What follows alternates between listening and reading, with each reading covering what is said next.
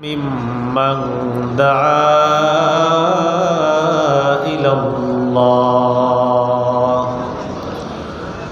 وقال رسول الله صلى الله عليه وسلم من دعا إلى هدى كان له من الأجر مثل أجور من تبعه لا ينقص ذلك من أجورهم شيئا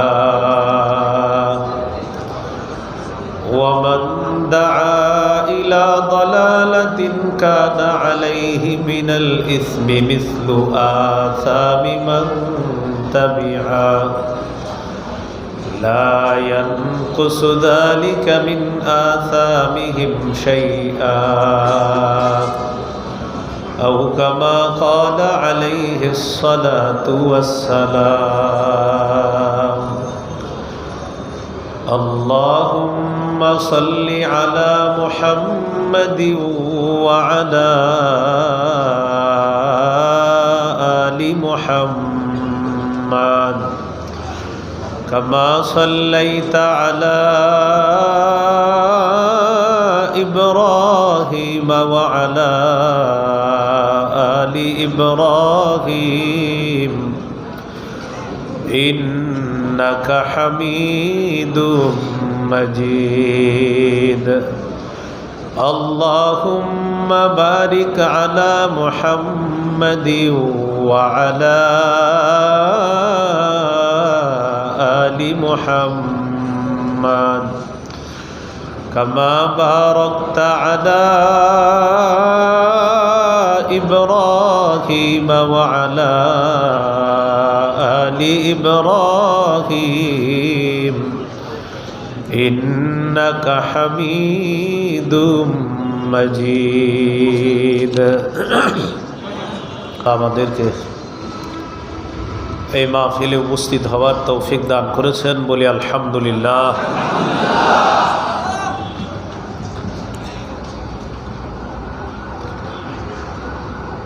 আমি আপনাদের সামনে সূরাতুল কসসের ৮৭ নম্বর আয়াতে কারিমা তেলাওয়াত করেছি। এই আয়াতে আল্লাহ তাআলা বলেন ওয়াদউ ইলা রাব্বিকা, আপনি আপনার রবের দিকে আহ্বান করেন, দাওয়াত দেন। আলোচ্য বিষয় দাওয়াত। আলোচ্য বিষয় কি? দাওয়াত। দাওয়াতের আলোচনা আমরা কয়েকটি অংশে শুনব। ১ নম্বর, দাওয়াতের আবিধানিক পারিভাষিক অর্থ। দাওয়াতের আবিধানিক অর্থ আর নিদা, আহ্বান করা, ডাকা। যেমন সূরা বানী ইসরাঈলের ৫২ নম্বর আয়াতে আল্লাহ তাআলা বলেন ইয়াউমা ইয়াদউকুম, এদিন তিনি তোমাদেরকে আহ্বান করবেন, ডাকবেন।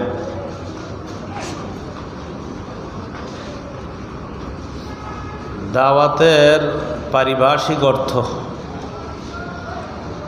শাইখুল ইসলাম ইবনে তাইমিয়া রহমতুল্লাহি আলাইহি বলেন الدعوة إلى الله هي الدعوة إلى الإيمان به وبما جاءت به رسله عليهم الصلاة والسلام। আল্লাহর পথে আহ্বান করা, আল্লাহর দিকে দাওয়াত দেওয়া মানে হলো আল্লাহর বিশ্বাসের দিকে দাওয়াত দেওয়া, আল্লাহর রসুলগণ যা নিয়ে এসেছেন এই দিকে আহ্বান করা। এটা হলো দাওয়াতের পারিভাষিক অর্থ। শায়েখ খিজির রহমতুল্লাহি আলাইহি বলেন 4 জিনিসের নাম দাওয়াত। হাসসুন নাসি আলাল খাইরি ওয়াল হুদা ওয়াল আমরি বিল মা'রুফি ওয়ান নাহyi আনিল মুনকার, মানুষকে কল্যাণের ব্যাপারে উৎসাহিত করা, হেদায়েতের প্রতি উৎসাহিত করা, উদ্বুদ্ধ করা, সৎ কাজের আদেশের প্রতি উদ্বুদ্ধ করা, অসৎ কাজের নিষেধের প্রতি উদ্বুদ্ধ করার নাম হলো দাওয়াত।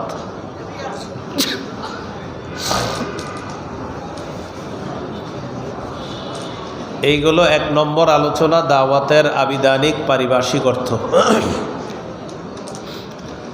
2 নম্বর আলোচনা, দাওয়াতের বিষয়বস্তু। দাওয়াতের বিষয়বস্তু হলো পূর্ণাঙ্গ জীবন বিধান ইসলাম। পুরা ইসলামটাই দাওয়াতের বিষয়বস্তু। সূরা আলী ইমরানের 19 নম্বর আয়াতে আল্লাহ বলেন, ইন্নাদ-দীনা ইনদাল্লাহিল ইসলাম, আল্লাহর কাছে একমাত্র দিন হলো ইসলাম। তাফসিরে জালালাইনে আসছে, ইন্নাদ-দীনা মানে হলো ইন্নাদ-দীনাল মারদিয়্যা ইনদাল্লাহি হুয়াল ইসলাম, আল্লাহর কাছে পছন্দনীয় মনোনীত ধর্ম হলো ইসলাম। সূরা আলী ইমরানের 85 নম্বর আয়াতে আল্লাহ তাআলা বলেন, ওয়ামান ইয়াবতাগি গায়রাল ইসলামি দীনান ফালাই ইউকবালা মিনহু, যে ব্যক্তি ইসলাম ছাড়া অন্য কোনো কিছুকে দিন হিসাবে কামনা করবে, ফালাই ইউকবালা মিন, এটা তার থেকে গ্রহণ করা হবে না। তাহলে দাওয়াতের বিষয়বস্তু পুরা ইসলাম, পূর্ণাঙ্গ জীবন বিধান ইসলাম দাওয়াতের বিষয়বস্তু। 3 নম্বর, দাওয়াতের উদ্দেশ্য আল্লাহর সন্তুষ্টি অর্জন করা। সূরা আনআমের 162 নম্বর আয়াতে আল্লাহ বলেন, কুল ইন্না সলাতি ওয়া নুসুকি ওয়া মাহইয়ায়া ওয়া মামাতি লিল্লাহি রাব্বিল আলামিন। নবী আপনি বলেন, আমার নামাজ, আমার কোরবানি, আমার জীবন, আমার মৃত্যু বিশ্বজগতের রব আল্লাহর জন্য।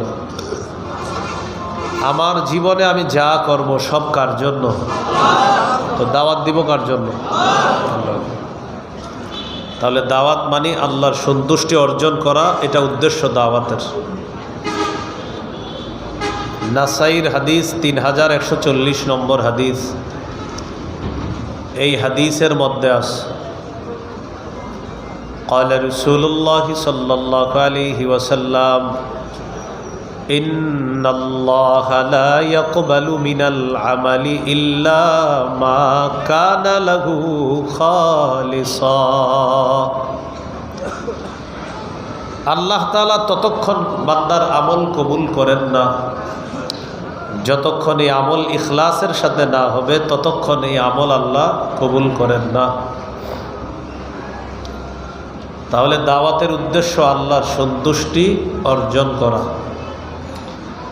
4 নম্বর আলোচনা, দাওয়াতের গুরুত্ব। দাওয়াতের গুরুত্ব বোঝার জন্য এতটুকুই যথেষ্ট, আল্লাহ নিজেই দাওয়াত দেন।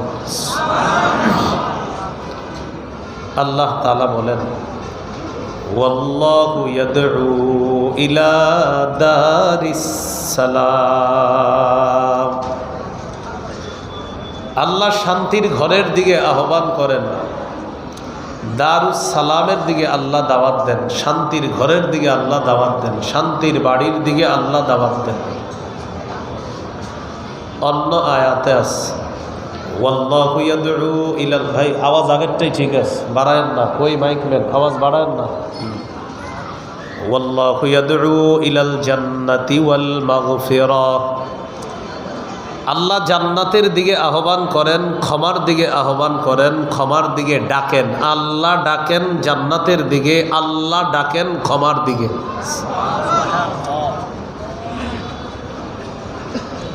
তাহলে আল্লাহও দাওয়াত দেন। আল্লাহ তাআলা সূরা নিসার 136 নম্বর আয়াতে বলেন, ইয়া আইয়ুহাল্লাযীনা আমানু আমিনু বিল্লাহ آمنوا بالله ورسوله والكتاب الذي نزل على رسوله والكتاب الذي أنزل من قبل হে ঈমানদারগণ তোমরা ঈমান আনো বিশ্বাস স্থাপন করো আল্লাহর প্রতি ওয়া রাসূলি রাসূলের প্রতি ওয়াল কিতাবিল্লাযী নাযালা আলা রাসূলি ওই কোরআনের প্রতি যেই কোরআন আল্লাহ রাসূলের উপর নাজিল করেছেন ওয়াল কিতাবিল্লাযী আনজালা মিন ক্বাবল এবং ওই কিতাবের প্রতি যেই কিতাব কোরআনের পূর্বে আল্লাহ নাজিল করেছেন তোমরা ঈমান আনো বিশ্বাস পাকাপোক্ত করো মজবুত করো ঈমানকে আল্লাহর প্রতি রাসূলের প্রতি কোরআনের প্রতি কোরআনের পূর্বে যে কিতাব আছে এগুলোর প্রতি এরপরে আল্লাহ বলেন وَمَن يَكْفُرْ بِاللَّهِ وَمَلَائِكَتِهِ وَكُتُبِهِ وَرُسُلِهِ وَالْيَوْمِ الْآخِرِ فَقَدْ ضَلَّ ضَلَالًا بَعِيدًا যে ব্যক্তি আল্লাহকে অস্বীকার করে রসুলকে অস্বীকার করে ফেরেশতাদেরকে অস্বীকার করে আল্লাহর কিতাবগুলো অস্বীকার করবে আল্লাহর রসুলদেরকে অস্বীকার করবে আখিরাতকে অস্বীকার করবে তারা স্পষ্ট পথভ্রষ্ট হবে তারা দূরবর্তী গোমরাহির মধ্যে লিপ্ত হবে মানে হলো এমন গোমরাহ হবে যে গোমরাহি থেকে ফিরে আসা কঠিন হয়ে যাবে অসম্ভব হয়ে পড়বে আল্লাহ আমাদেরকে গোমরাহি থেকে হেফাজত করেন তাহলে দাওয়াত দেয় কে আল্লাহ রাসূলুল্লাহ সাল্লাল্লাহু আলাইহি সাল্লামও দাওয়াত দিয়েছেন আল্লাহ নবীকে দাওয়াত দিতে বলছেন সূরা মাঈদা ৬৭ নম্বর আয়াতে আল্লাহ বলেন ইয়া আইয়ুহার রাসূলু বাল্লিগ মা উনজিলা ইলাইকা মির রাব্বিক রসুল আপনি তাবলীগ করেন আপনি প্রচার করেন যা আপনার প্রতি অবতীর্ণ করা হয়েছে তা আপনি প্রচার করেন তাবলীগ করেন নবীজিকেও আল্লাহ দাওয়াত দিতে বললেন নবীজি গোপনে দাওয়াত দেওয়া শুরু করলেন দাওয়াত দেওয়ার পর সূরা শুআরা ২১৪ নম্বর আয়াত আল্লাহ যখন নাজিল করে প্রকাশ্যে দাওয়াতের কথা বললেন আল্লাহ বলেন وأنذر عشيرتك الأقربين আপনি আপনার নিকটাত্মীয়দেরকে ভয় দেখান সতর্ক করেন সহিহ বুখারীর বর্ণনা ৪৭৭০ নম্বর হাদিস সূরাতুশ শুআরার ২১৪ নম্বর আয়াত আল্লাহ যখন নাজিল করে প্রকাশ্যে দাওয়াত দিতে বললেন সাইদা রাসূলুল্লাহ সাল্লাল্লাহু আলাইহি ওয়াসাল্লাম আলা সাফা রাসূলুল্লাহ সাল্লাল্লাহু আলাইহি সাল্লাম সাফা পাহাড়ের উপর উঠলেন পাহাড়ের উপর ওঠার পর ফাজাআলা ইউনাদি ডাকতে লাগলেন ইয়া বানি ফিহরিন ইয়া বানি আদি ও বনু ফিহর ও বনু আদি বনু ফিহর বনু আদি তাদেরকে ডাকতে লাগলেন তো বনু ফিহর আর বনু আদি তাদের নাম ধরে ধরে ডাকতে লাগলেন লিবুতুনি কুরাইশ কুরাইশের বিভিন্ন এলাকার নাম ধরে ধরে ডাকতে লাগলেন ফাজা আবু লাহাবিন ওয়া কুরাইশ আবু লাহাব এবং কুরাইশ তারা আসলো দলে দলে ফাজাআলার রাজুলু ইযা লাম ইয়াস্তাতি আন ইয়াখরুজা আরসালা রাসূলান লিয়ানজুরা মা হুয়া যে ব্যক্তি আসতে পারল না সে আরেকজনকে পাঠায়া দিল যাও তো মোহাম্মদ কি বলে একটু শুনে আসো সাল্লাল্লাহু আলাইহি সাল্লাম তো সবাই দলে দলে আসছে নবীজি পাহাড়ের উপর থেকে বললেন রাআইতাকুম লাউ আখবারতুকুম আন্না খাইলান বিল ওয়াদি তুরিদু আন তুগীরা আলাইকুম আকুনতুম মুসাদ্দিকিয়া আমি যদি তোমাদেরকে বলি এই পাহাড়ের পিছনে একদল শত্রু সেনা অপেক্ষা করছে যারা তোমাদের উপর অতর্কিত হামলা চালাবে তোমরা কি আমার কথা বিশ্বাস করবা এটা বুখারীর ৪৭৭০ নম্বর হাদিসের বর্ণনা ৪৯৭২ নম্বর হাদিসে আছে عن عبد الله بن عباس رضي الله تعالى عنهما أن النبي صلى الله عليه وسلم خرج إلى البطحاء فصعد إلى جبل রাসূলুল্লাহ সাল্লাল্লাহু আলাইহি সাল্লাম বতহা নামক এলাকায় গেলেন, পাহাড়ের উপর উঠলেন। ওঠার পর বললেন, ইয়া সাবাহা, কে কোথায় আসো, আসো, কথা আস। ফাজতামাত ইলাইহি কুরাইশ, কুরাইশরা দলে দলে নবীর আহ্বানে সাড়া দিয়ে পাহাড়ের সামনে এসে উপস্থিত হয়েছে। নবীজি পাহাড়ের উপর থেকে বললেন, আরাআইতুম ইন হাদ্দাসতুকুম আন্নাল আদুওয়া মুসাব্বিহুকুম আও মুমাসসিকুম মা কুনতুম তুসাদ্দিকুনি। আমি যদি তোমাদেরকে বলি একদল শত্রু সেনা যারা তোমাদের উপর সন্ধ্যায় অথবা সকালে তোমাদের উপর হামলা চালাইতে পারে, আমার কথা কি তোমরা বিশ্বাস করবা? আগের বর্ণনায় বলছে পাহাড়ের পিছনে একদল শত্রু সেনা, আর এটা হলো একদল শত্রু সেনা যারা সকালে বা সন্ধ্যায় তোমাদের উপর হামলা চালাইতে পারে, আমার কথা কি বিশ্বাস করবা? সবাই এক বাক্যে জবাব দিল, ক্বালু না'আম মা জাররাবনা আলাইকা ইল্লা সিদকা। অবশ্যই আমরা বিশ্বাস করব, আমরা যাচাই বাছাই করে দেখেছি, তুমি কখনো সত্য ছাড়া মিথ্যা বলো না, তুমি জীবনে যা বলো সব সত্য কথা। তো এই কথা বলার পর রাসূল সাল্লাল্লাহু আলাইহি সাল্লাম বললেন, যেহেতু আমি সব সত্য কথা বলি, তাহলে শোনো, ফাইন্নী নাযীরুল লাকুম বাইনা ইয়াদাই আযাবিন শাদীদ। আমি তোমাদেরকে কঠিন আযাবের ভয় দেখাই। আল্লাহকে আল্লাহ মানো, যদি না মানো তোমাদের উপর কঠিন আযাব আসবে, আমার কথা মেনে নাও। যদি না মানো তোমাদের উপর কঠিন আযাব আসবে, সে আযাব কঠিন হবে। আল্লাহকে আল্লাহ মেনে নাও, যদি না মানো তাহলে কঠিন আযাব তোমাদেরকে পাকড়াও করো। এই কথা বলার পর আবু লাহাব বলল, তাব্বান লাকা সাইরাল ইয়াউম আলিহাদা জামাআতানা। মুহাম্মদ, তুমি আমাদেরকে এই কারণে ডাকছো, তোমার পুরাটা দিন ধ্বংস হোক। নাউজুবিল্লাহ। তখন আল্লাহ তাআলা আয়াত নাজিল করলেন, তাব্বাত ইয়াদা আবি লাহাবি ওয়া তাব। আমার নবী ধ্বংস হবে না, আবু লাহাবের দুই হাত ধ্বংস, সে নিজেও ধ্বংস। বলি নাউজুবিল্লাহ। প্রকাশ্যে দাওয়াত দেওয়া শুরু করলেন। সহিহ বুখারীর বর্ণনা 2753 নম্বর হাদিস, 2753। قال رسول الله صلى الله عليه وسلم اشتروا أنفسكم। হে কুরাইশ সম্প্রদায়, তোমরা নিজেদেরকে আগুন থেকে বাঁচাও। فإني لا أغني عنكم من الله شيئا। আল্লাহর আযাবের মোকাবেলায় আমি তোমাদের কোনো উপকার করতে পারবো না। ওয়া বানি আব্দি মানাফ, ও বনু আব্দি মানাফ, আগুন থেকে নিজেদেরকে বাঁচাও। ফাইন্নী লা উগনি আনকুম মিনাল্লাহি শাইআ।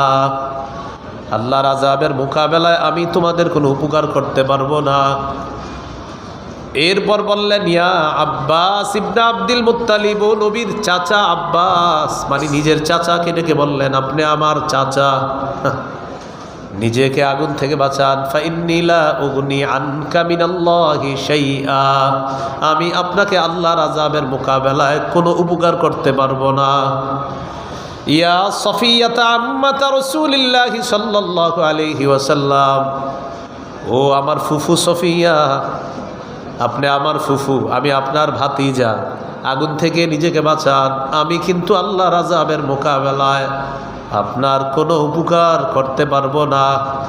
নিজের কলিজার টুকরা ফাতেমা রাদিয়াল্লাহু তাআলা আনহাকে ডেকে বললেন, ইয়া ফাতিমা বিনতা মুহাম্মাদিন সাল্লাল্লাহু আলাইহি ওয়াসাল্লাম, ও মুহাম্মদের মেয়ে ফাতেমা সাল্লাল্লাহু আলাইহি ওয়াসাল্লাম, আনকিদি নাফসাকি মিনান নার, আগুন থেকে নিজেকে বাঁচাও। ফাইন্নী লা উগনি আনকি মিনাল্লাহি শাইআ। আল্লাহর আযাবের মোকাবেলায় আমি তোমার কোনো উপকার করতে পারবো না, বাঁচাও। প্রকাশ্যে দাওয়াত শুরু করে দিলেন। তাহলে আমাদের নবীও দাওয়াত দিছে, মনে আসেনি? 3 নাম্বার আলোচনা চলতেছে, দাওয়াতের গুরুত্ব। আল্লাহ দাওয়াত দিয়েছে, আমাদেরকে দাওয়াত দেন, ডাকেন, আহ্বান করেন জান্নাতের দিকে। নবীও দাওয়াত দেন। ওলামায়ে কেরাম আপনাদের সামনে কথা বলে, আমার আগে হযরত মাওলানা মুফতি হাসান জামিল সাহেব হুজুর কথা বলছে, কত সুন্দর সুন্দর কথা।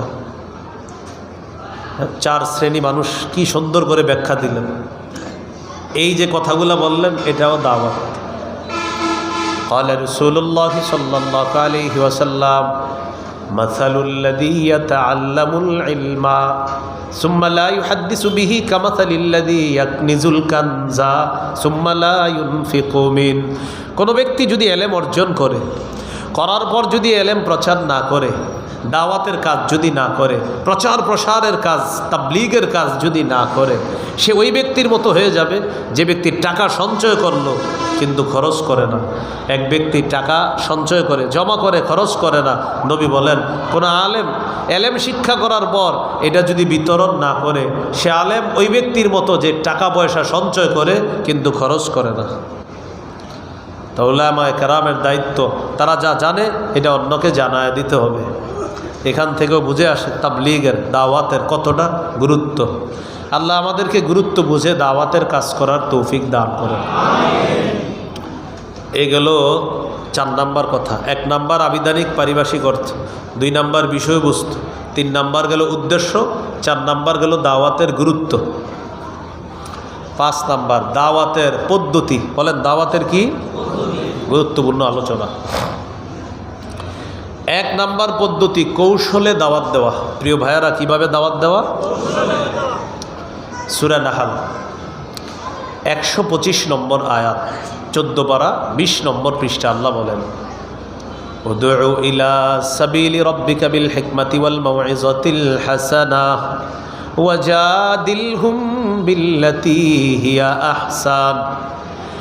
নবী, আপনি আপনার রবের রাস্তায় দাওয়াত দেন কৌশলের সাথে, উত্তম ওয়াজের মাধ্যমে আপনি দাওয়াত দেন।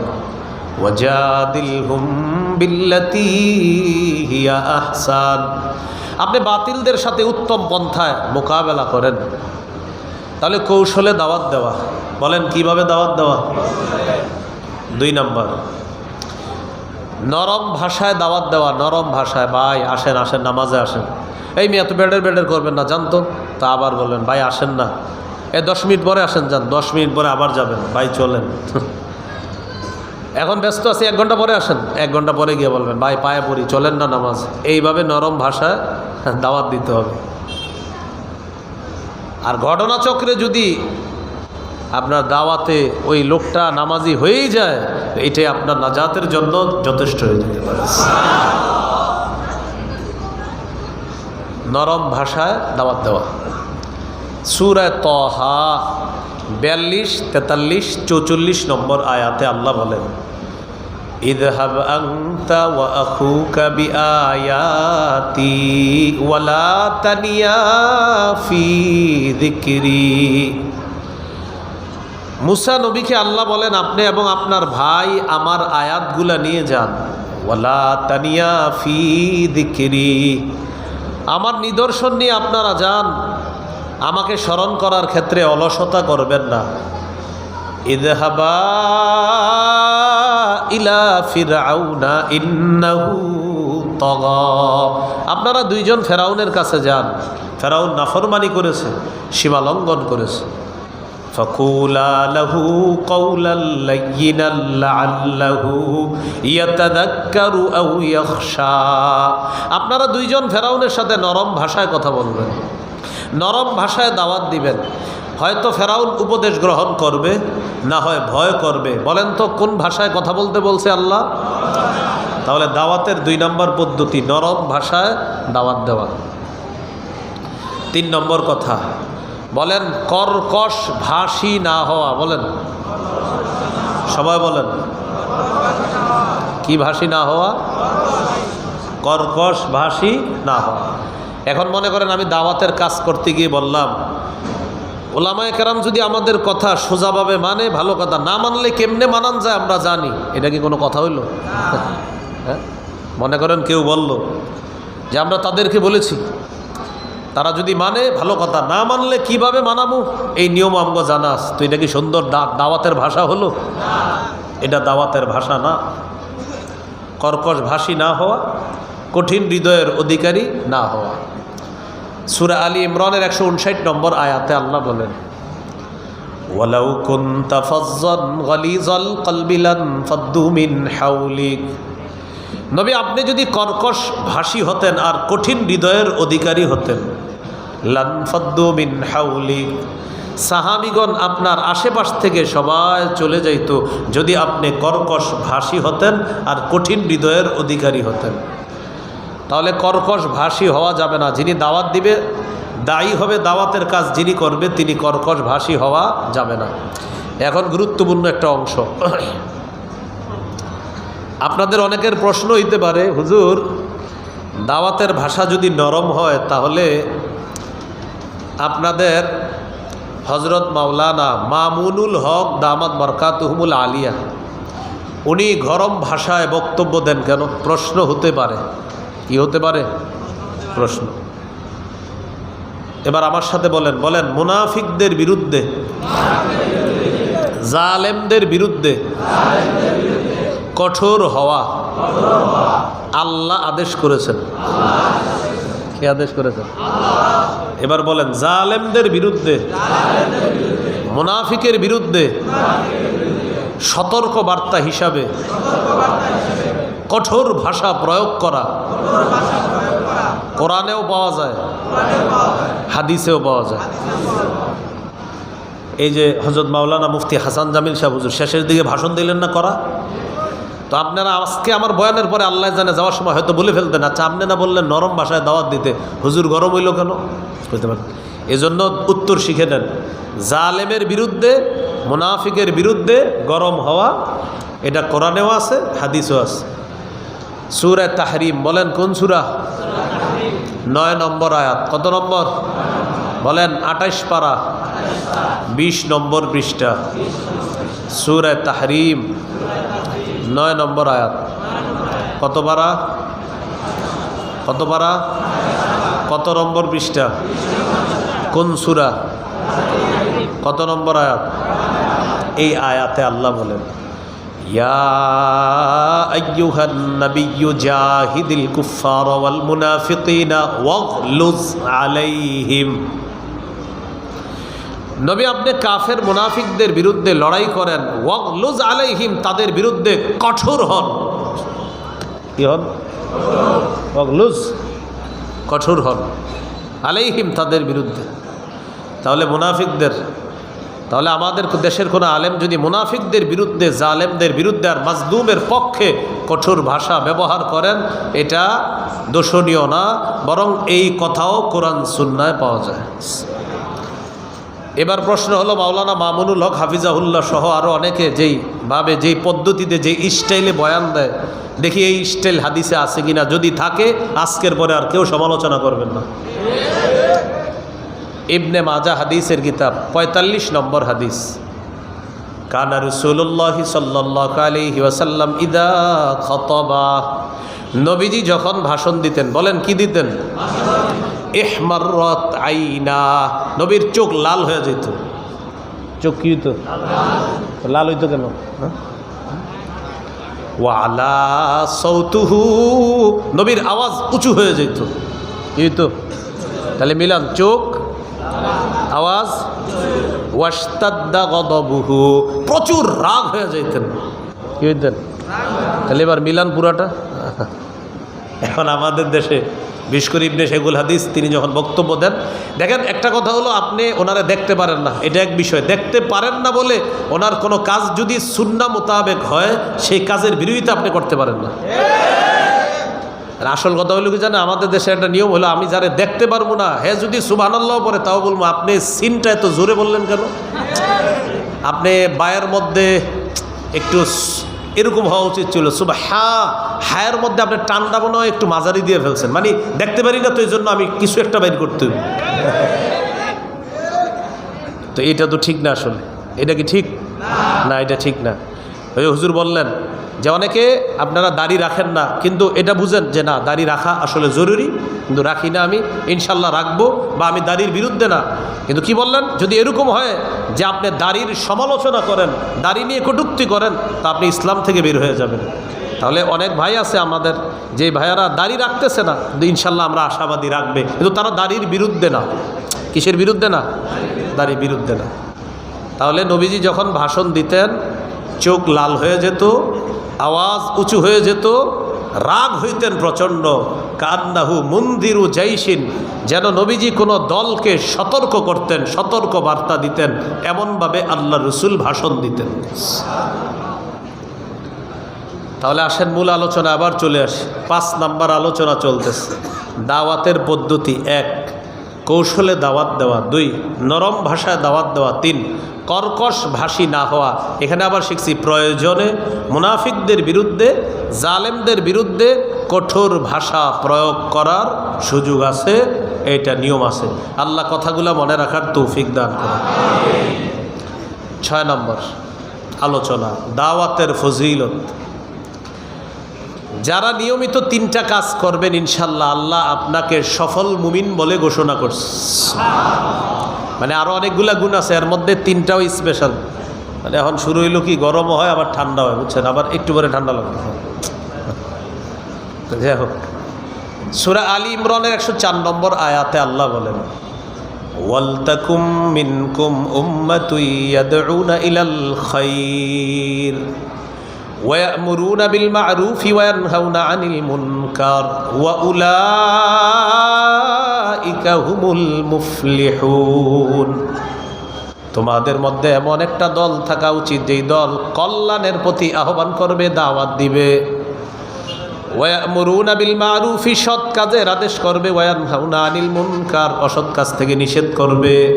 কল্যাণের প্রতি দাওয়াত দিবে, সৎ কাজের আদেশ করবে, অসৎ কাজ থেকে নিষেধ করবে। আল্লাহ বলেন, ওয়া উলাইকা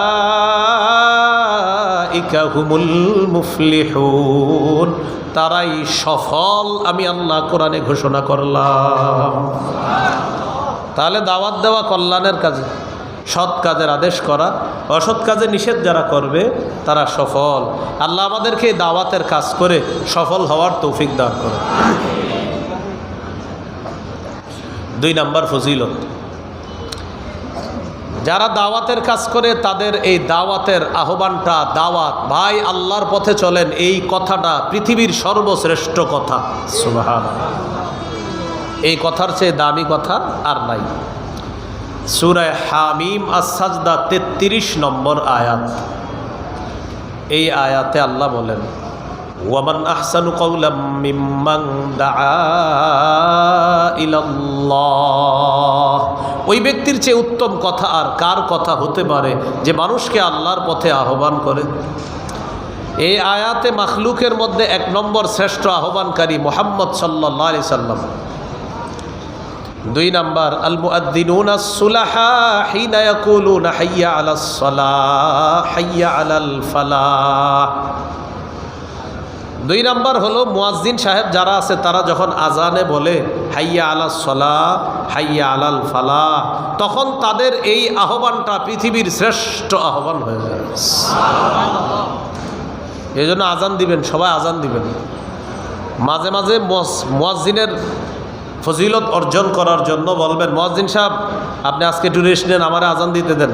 বিশুদ্ধভাবে আজানটা শিখে আপনি আজান দিবেন। কিয়ামতের ময়দানে মুয়াজ্জিনের গলা হবে সবচেয়ে লম্বা। উদ্দেশ্য হলো লম্বা, মানি এই লম্বা দ্বারা উদ্দেশ্য হলো কোটি কোটি মানুষের মাঝে দেখে চেনা যাবে এটা মুয়াজ্জিন। কোটি কোটি মানুষের মাঝে দেখে চেনা যাবে কি এটা মুয়াজ্জিন। আরেকটা ব্যাখ্যা হলো, আমরা পরীক্ষার রেজাল্ট দেখতে যখন যাইতাম আগে, এখন তো মাশাআল্লাহ রেজাল্ট দেখার মজাও নেই। এখন রেজাল্ট দেখারও কি নেই, পরীক্ষা দেওয়ারও মজা নাই, রেজাল্ট দেওয়ার, কারণ সব এখন ডিজিটাল হয়ে গেছে। কি পরীক্ষা, অ্যাসাইনমেন্ট করতে হবে। আগে পড়ার মজা ছিল, যে আমরা ওস্তাদের সামনে পড়তাম, এটার একটা মজা ছিল। দলে দলে যাইতাম পড়তে, সেটা আপনার জেনারেল লাইনে হোক, দলে দলে যাওয়ার মজা ছিল আলাদা। আবার যেদিন রেজাল্ট দিত, আমরা গিয়ে তখন মাদ্রাসার বারান্দায় বা স্কুলের বারান্দায় বোর্ডের মধ্যে খুঁজতাম কে 1 হইল কে 2 হইল, মজাই ছিল আলাদা। তো তখন এক হয় যে দুই হয় যে, যদি বলি ভাই তুই এক হইছস, তখন কি করে দেখি দেখি দেখি দেখি পিছন থেকে এইভাবে দেখতে চায়, ঠিক না? কিয়ামতের ময়দানে মুয়াজ্জিন সাহেব তার ফলাফল যে দেখবে, তো এইভাবে সে তার ফলাফলটা দেখবে, এই দেখি দেখি আমার ফলাফলটা, মানে তার ফলাফল এত সুন্দর হবে দেখার জন্য সে পেরেশান হবে যে দেখি তো আমার ফলাফলটা। তখন সবাই বলবে আচ্ছা এটা কে কে? এটা মুয়াজ্জিন।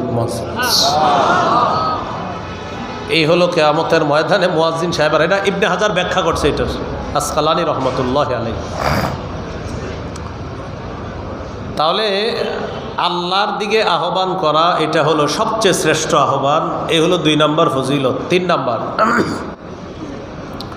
যে ব্যক্তি কাউকে হেদায়েতের দিকে দাওয়াত দেয়, তার কথায় যদি তারা হেদায়েতের পথে চলে, যতগুলা মানুষ চলবে ততগুলো মানুষের সওয়াব আল্লাহ কাটবে না, না কেটে আহ্বানকারীর আমল নামায় সব সওয়াব আল্লাহ দিয়ে দিবে। যেমন আজকে আমি আপনাদেরকে সামনে বললাম ভাই সবাই আজান দেওয়ার চেষ্টা করবেন, এরপরে ফজিলত বললাম যে মুয়াজ্জিন সাহেবের গলা হবে সবচেয়ে উঁচা কিয়ামতের মাঠে, ব্যাখ্যা সহ বললাম। আমার এই কথা শুই না আপনাদের এই জায়গার 20 জন নতুন করে আজান দেওয়ার প্রতি উৎসাহিত হয়েছেন আপনারা, এবং আপনারা আজান দিছেন।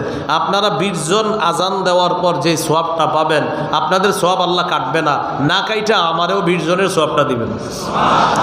এই জন্য আমলটা কেউ করেন না যদি আমার বেশি সোয়াব হয়ে যায়। হ্যাঁ নাকি করবেন? হ্যাঁ, অনেক টেনশনে পড়ে যায়, হুজুর তো এটা কোনো কথা, আমরা এতগুলা মানুষ আমল করলে আপনি সওয়াব পাইবেন এটা? আরে ভাই আপনি আরেকজনকে বললেন, উনি দিলেও আপনিও সওয়াব পাবেন।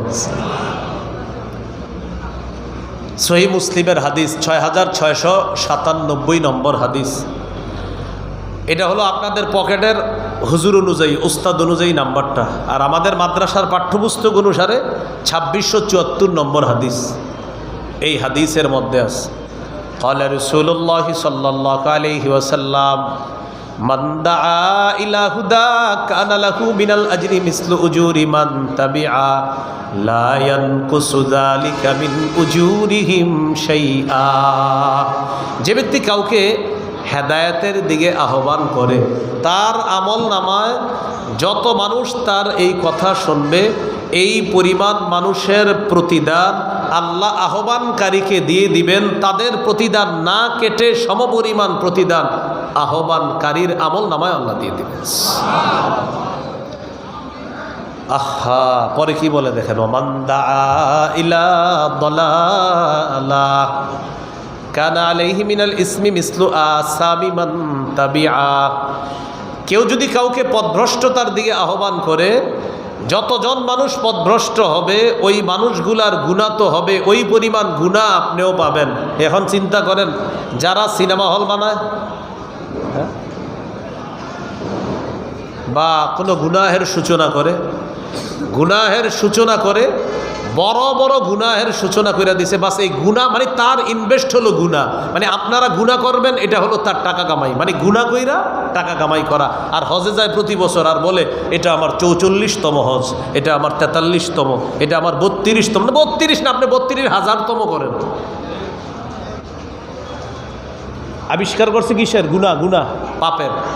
তাহলে পাপ চালু কইরা দিয়া আবার এখান থেকে আপনার হজ করা, উমরা করা চালু করছে কি? পাপ। বলেন চালু করছে কি? পাপ। যতজন পাপ করবে সেই পরিমাণ পাপীদের পাপ তার আমল নামায় আল্লাহ দিয়ে দিবে। নাউজুবিল্লাহ। তাহলে 3 নাম্বার ফজিলত, যারা দাওয়াত দিবে তাদের সওয়াব, যাদের আহ্বানে তার আহ্বানে যারা সাড়া দিবে আল্লাহ এই পরিমাণ সওয়াব দান করবেন। আরেকটা হাদিস শোনেন, আপনাদের এই জায়গায় আমি আসতেছি, তো আসার সময় এক জায়গায় জ্যামে আটকে গেছি মনে করেন, তো এখান থেকে বলা হলো ভাই আমি তো জ্যামে আটকে গেছি, 1 কিলো দূরে আছি, এই 1 কিলোমিটার জ্যাম ছুটতে 1 ঘন্টা লেগে যেতে পারে। আমাদের দেশে এরকম হয়, 1 ঘন্টা, 1 কিলো আধা কিলো জ্যাম আপনার 1-1.5 ঘন্টাও চলে যায়।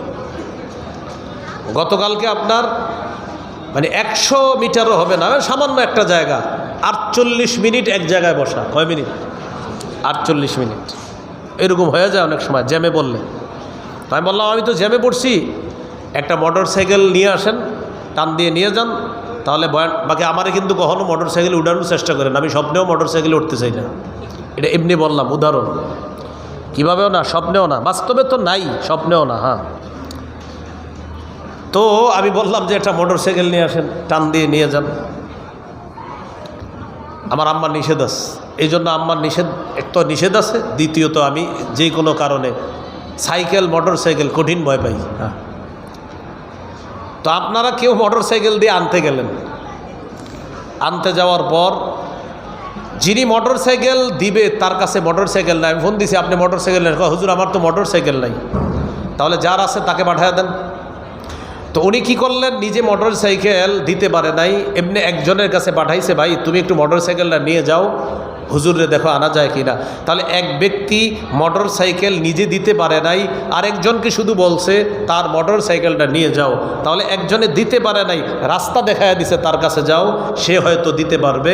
বাস্তবিকই সে দিল। দেওয়ার পর যে আলেম আসবে তাকে আনলেন, আনার পর তিনি বয়ান করলেন। এই যে সবগুলা এর মাঝে হয়ে গেল, প্রথমে রাস্তাটা যিনি দেখায় দিলেন আল্লাহ তাকেও সওয়াব দান করলেন। আবু দাউদের হাদিস। নবীজির কাছে আপনারা ভাবছেন যে হুজুর এটা কোনো কথা? হ্যাঁ, ওই যুগের বাহন এই যুগের মোটর সাইকেল, ওই যুগের ঘোড়া এই যুগে মোটর সাইকেল। হ্যাঁ, রাসূলুল্লাহ সাল্লাল্লাহু আলাইহি সাল্লামের কাছে এক সাহাবী গেলেন, যাওয়ার পরে বললেন, ইয়া রাসূলুল্লাহ ইন্নী উবদিআ ফাহমিলনি, আমার বাহন নাই, আমাকে একটা বাহনের ব্যবস্থা করে দেন। রাসূলুল্লাহ সাল্লাল্লাহু আলাইহি সাল্লাম বললেন, লা আজিদু মা আহমিলুকা আলাইহি, তোমাকে দেওয়ার মতো কোনো বাহন আমার কাছে নাই, তোমাকে দেওয়ার মতো বাহন আমার কাছে নাই। ওয়ালাকিন ইতি ফুলানান ফালাল্লাহু আইয়াহমিলাকা, অমুকের কাছে যাও, সে তোমাকে বাহনের ব্যবস্থা করে দিবে। তিনি গেলেন তার কাছে, যাওয়ার পর তিনি তাকে বাহনের ব্যবস্থা করে দিলেন। তিনি বাহন নিয়ে আসলেন, আসার পর বললেন নবীজির কাছে যে আমাকে যার কাছে পাঠাইছেন তিনি আমাকে বাহন দিয়েছেন। ফাকাল রাসূলুল্লাহ সাল্লাল্লাহু আলাইহি ওয়াসাল্লাম মান দাল্লা আলা খাইরিন, যে ব্যক্তি কল্যাণের রাস্তা দেখায় দেয়, ফালাহু আজরু ফাইলিহি, যিনি কল্যাণের রাস্তা দেখায় দিল, যাকে দেখালো সে কাজ করে যেই সওয়াবটা পাবে, যিনি রাস্তা দেখাইলেন আল্লাহ তাকে ওই কর্মকার যিনি কাজটা করলেন তার সওয়াবটা রাস্তা দেখায় দিছে যে তাকে আল্লাহ দান করবে। মান দাল্লা আলা খাইরিন, যে কল্যাণের রাস্তা দেখায় দেয়, ফালাহু তার জন্য আজরু মিসলু উজুরি ফাইলিহি, যিনি করবে কাজটা তার সবগুলা আল্লাহ তাআলা রাস্তা দেখায় দিছে যে তাকেও দান করবে। এ হলো দাওয়াতের ফজিলত। কি বললাম? আরেকজনকে ভালো কাজের রাস্তা দেখাবেন, এটা দাওয়াত। আর এই কাজ যারা করবে এই ফজিলত আল্লাহ আপনাকে দান করবেন। 4 নম্বর ফজিলত, একজন মানুষ যদি আল্লাহ আপনার দ্বারা হেদায়েত দান করে, আরবের লাল ওটের চাইতে আরো মহামূল্যবান জিনিস আল্লাহ আপনাকে দান করছে। সহিহ বুখারীর বর্ণনা, 4210 নম্বর হাদিস। এই হাদিসের বর্ণনাকারী সাহাল ইবনে সাদ আস-সাঈদী রাদিয়াল্লাহু তাআলা তিনি বলেন, قال رسول الله صلى الله عليه وسلم يوم خيبر لأعطين الراية غدا رجلا يفتح الله على يديه يحب الله ورسوله ويحبه الله ورسوله। নবীজি বলেন, আগামীকাল এমন এক ব্যক্তির হাতে আমি পতাকা দিব যাকে আল্লাহ তাআলা ভালোবাসেন, রসুলও ভালোবাসেন, এবং ওই ব্যক্তিও আল্লাহ এবং তার রসুলকে ভালোবাসে। ইয়াফতাহুল্লাহু আলা ইয়াদাইহি, আল্লাহ তার হাতে খায়বারের বিজয় দান করবেন। এক ব্যক্তিকে পতাকা দিব যে আল্লাহকে রসুলকে ভালোবাসে, আল্লাহ এবং তার রসুলও তাকে ভালোবাসে, আর তার হাতে আল্লাহ খায়বারের বিজয় দান করবেন। সাহাবায়ে কেরাম পতাকা পাওয়ার আশায় রাতে এই জল্পনায় কাটায়া দিছে। ফাবাতান নাসু ইয়াদুকুনা লাইলাতাহুম আইয়ুহুম ইউতাহা, কাকে পতাকা দেওয়া হবে এই জল্পনায় রাত কাটায়া দিছে সাহাবায়ে কেরাম। রাত কাটায়া দিল সাহাবায়ে কেরাম, কারে পতাকা দিবে এই জল্পনায় রাত কাটিয়ে দিছে। রাত কাটানোর পর ফালাম্মা আসবাহান নাস গাদাউ আলা রাসূলিল্লাহি সাল্লাল্লাহু আলাইহি ওয়াসাল্লাম, যখন সকাল হলো তখন সাহাবায়ে কেরাম নবীর কাছে আসলেন। আসার পর রাসূলুল্লাহ সাল্লাল্লাহু আলাইহি সাল্লাম বললেন, আইনা আলী ইবনু আবি তালেব, আলী কোথায়? সাহাবীরা জবাব দিলেন, হুয়া ইয়াশতাকি আইনাইহি ইয়া রাসূলুল্লাহ। হুজুর, হযরত আলীর চোখে সমস্যা। আলীর চোখে কি সমস্যা, এই জন্য আসে নাই। রাসূলুল্লাহ সাল্লাল্লাহু আলাইহি সাল্লাম বললেন, লোক পাঠাও, আলীকে বলো আসতে আমার কাছে। আলী রাদিয়াল্লাহু তাআলা আনহু আসলেন। আসার পর রাসূলুল্লাহ সাল্লাল্লাহু আলাইহি সাল্লাম কি করলেন, ফাবাসাকা ফি আইনাই, হযরত আলীর দুই চোখের মধ্যে থুতু মুবারক লাগায় দিয়েছে। ওয়া দাআলা, হযরত আলীর জন্য দোয়া করলেন। আলী রাদিয়াল্লাহু তাআলা সম্পূর্ণ সুস্থ হয়ে গেলেন। কাআন লাম ইয়াকুন বিহি ওয়াজাউন। সাহাবীরা বলেন, হযরত আলীর চোখের দিকে তাকায়া দেখলাম, আলীর চোখ দুইটা এমনভাবে সুস্থ হয়ে যায় যেন আলীর চোখে কোনোদিনও অসুস্থতা হয় নাই। দুই চোখ এমনভাবে সুস্থ হয়ে যায় যেন কোনোদিনও অসুস্থতা হয় নাই। তো আলী রাদিয়াল্লাহু তাআলা আনহুকে নবী পতাকা দিলেন। আলী রাদিয়াল্লাহু তাআলা আনহু গেলেন, নবীর কাছে অনুমতি চাইলেন, হুজুর উকাতিলুন নাস হাত্তা ইয়াকুনু মিসলানা, আমি লড়াই করব কতক্ষণ, যতক্ষণ তারা আমাদের মতো মুসলিম না হবে ততক্ষণ। নবী বললেন, শোনো, উনফুজ আলা রিসলিকা হাত্তা তানজিলা বিসাহাতিহিম, তুমি আপন অবস্থায় যাও, এই অবস্থায় গিয়ে তাদের আঙিনায় তুমি অবতরণ করবা, তাদেরকে তুমি ইসলামের প্রতি আহ্বান করবা। আলী শোনো, লা ইয়াহদিয়াল্লাহু বিকা রাজুলান ওয়াহিদান খায়রুন লাকা মিন আইয়াকুনা লাকা হুমুরুন নাআম, তোমার মাধ্যমে একজন ব্যক্তিকে আল্লাহ হেদায়েত দান করা আরবের মহামূল্যবান লাল ওট তোমার জন্য হওয়ার চাইতেও আরো বেশি উত্তম। এই হলো 4 নাম্বার ফজিলত। দাওয়াতের ফজিলত নাম্বার 5, যে ব্যক্তি দাওয়াত দিবে, নবীর কথাগুলা যে পৌঁছায়া দিবে, সাথে সাথে ওই ব্যক্তি আল্লাহর নবীর একটা দোয়া পেয়ে যাবে। আমি আজকে যতগুলো আয়াত আর হাদিস বললাম, আমার ইয়াকিন, আমার বিশ্বাস এবং আমি আল্লাহর কাছে আশাবাদী, আল্লাহ আমাকে প্রতিটা আয়াত আর হাদিস বলাতে আমার নবীর দোয়ার অংশীদার আমাকে বানাইছে। তিরমিজির হাদিস 2657 নম্বর হাদিস, 2657। قال رسول الله صلى الله عليه وسلم نضر الله امرأ سمع منا فبلغه كما سمع, ওই ব্যক্তিকে আল্লাহ উজ্জ্বল করুক, আলোকময় বানায়া দেখ, যেই ব্যক্তি আমার কথা শুনলো, জানলো আর অন্যের কাছে যেভাবে শুনেছে জেনেছে পৌঁছায়া দিল, আল্লাহ যেন তাকে উজ্জ্বল করে দেয়, আল্লাহ যেন তাকে আলোকিত করে দেয়। এই গেল 5 নাম্বার ফজিলত। তাহলে 6টা কথা শিখলাম। কয়টা বলেন তো?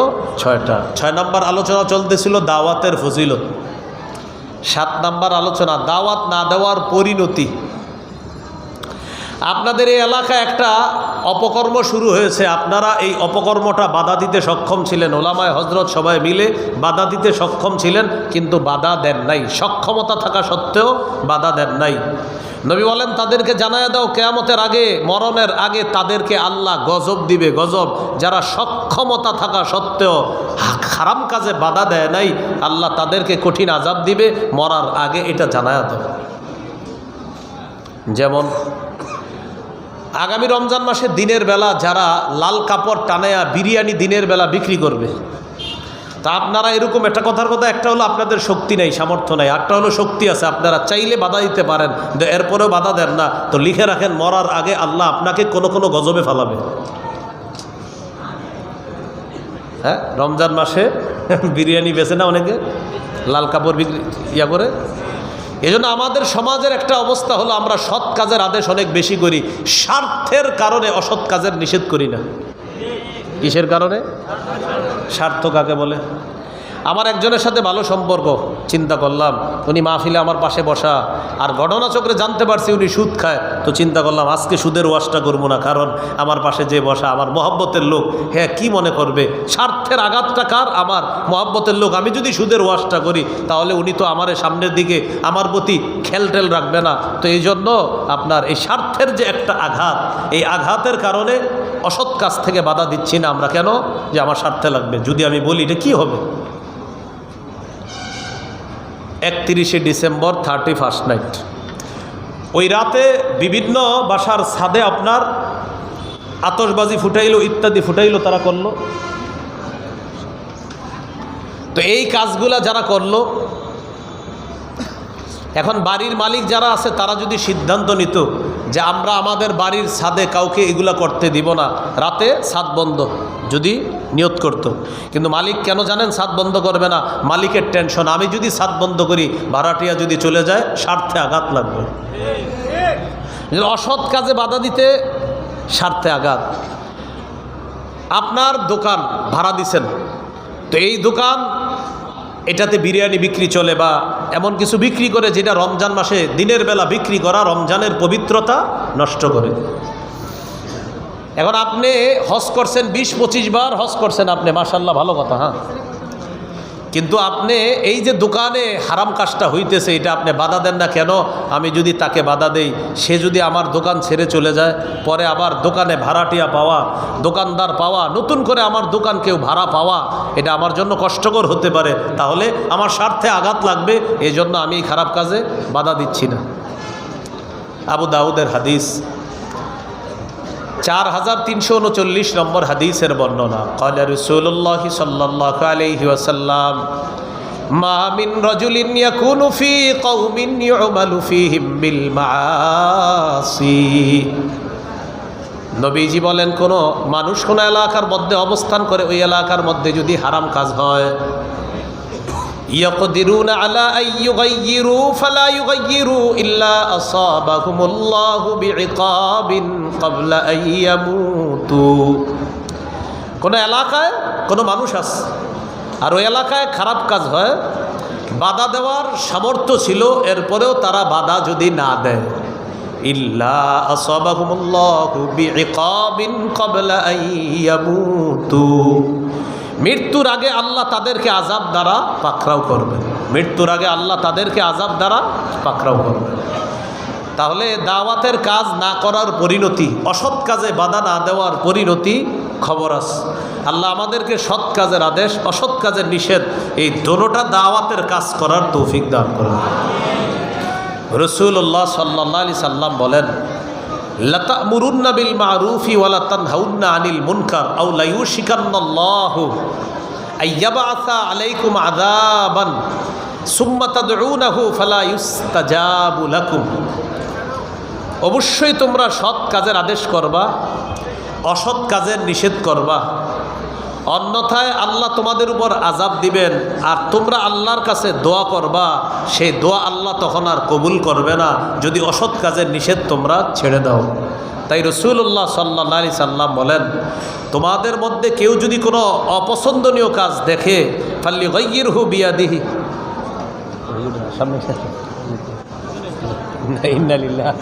চেয়ার খালি তো, সাল্লাম বলেন, তোমাদের মধ্যে কেউ যদি অপছন্দনীয় কাজ করে, অপছন্দনীয় কাজ যদি করে আর এটা তোমরা দেখো, বাধা দিতে সক্ষম হও, তাহলে সে যেন হাত দিয়ে বাধা দেয়। ফাইল্লাম ইয়াস্তাতি ফাবিলিসানিহি, হাত দিয়ে না পারলে জবান দিয়ে প্রতিবাদ করবে। এখন দেখেন কি বলে, ফাইল্লাম ইয়াস্তাতি ফাবিকলবিহি, জবান দিয়ে না পারলে কলব দিয়ে কি করবে? বলেন সবাই, কি করবে? ঘৃণা করবে। কি করবে? এখন ঘৃণা করা মানে কি? আল্লাহুম্মা বিসমিকা আমুতু আহিয়া, মানে ঘৃণা করলেন আর ঘুমাই রইলেন যে না বাস যা করার করুক আমি, না। কলবুন কেন বলছে? ফাবি কলবিহি কেন বলছে নবী? কলব দিয়ে ঘৃণা মানে কেন বলছে এটা? যে অন্তর দিয়ে। কেন কলব কেন বলল? কলব এই কারণে বলে, পরিকল্পনা কোথায় হয়? বলেন, পরিকল্পনা কোথায় হয়? হ্যাঁ, কলব এই কারণে বলছে, হাত দিয়ে পারো নাই, জবান, জবান দিয়ে পারো নাই, কলব। কলব মানে পরিকল্পনা করো কিভাবে এই খারাপ কাজ বন্ধ করা যায়, তাই বলছে কলব। আল্লাহ আমাদেরকে মনে রাখার তৌফিক দান করেন। তাহলে সৎ কাজের আদেশ, অসৎ কাজের নিষেধ করবো তো ইনশাল্লাহ সবাই। তাহলে খুব মন দিয়ে শুনি, 7টা কথা বললাম। দাওয়াতের আবিধানিক পারিভাষিক অর্থ জানলাম। 2 নাম্বার দাওয়াতের বিষয়বস্তু। 3 নাম্বার দাওয়াতের উদ্দেশ্য আল্লাহর সন্তুষ্টি অর্জন করা। 4 নাম্বার দাওয়াতের গুরুত্ব। 5 নাম্বার দাওয়াতের পদ্ধতি। কয় পদ্ধতি জানছিলাম? কৌশলে দাওয়াত দেওয়া, নরম ভাষায় দাওয়াত দেওয়া, কর্কশ ভাষী না হওয়া। আচ্ছা বলেন তো, প্রয়োজনে গরম ভাষা ব্যবহার করা যাবে কিনা? কার বিরুদ্ধে? মুনাফিক আর জালেমের বিরুদ্ধে। মুনাফিক জালেমের বিরুদ্ধে গরম ভাষা ব্যবহার করা যাবে। মনে থাকবেন ইনশাআল্লাহ। 6 নাম্বার দাওয়াতের ফজিলত, 7 নাম্বার দাওয়াত না দেওয়ার পরিণতি। সবাই দাওয়াত দিব, সৎ কাজের আদেশ করব, অসৎ কাজের নিষেধ করব। তো ইনশাল্লাহ আমরা টঙ্গীর ময়দান হয়ে এসেছি।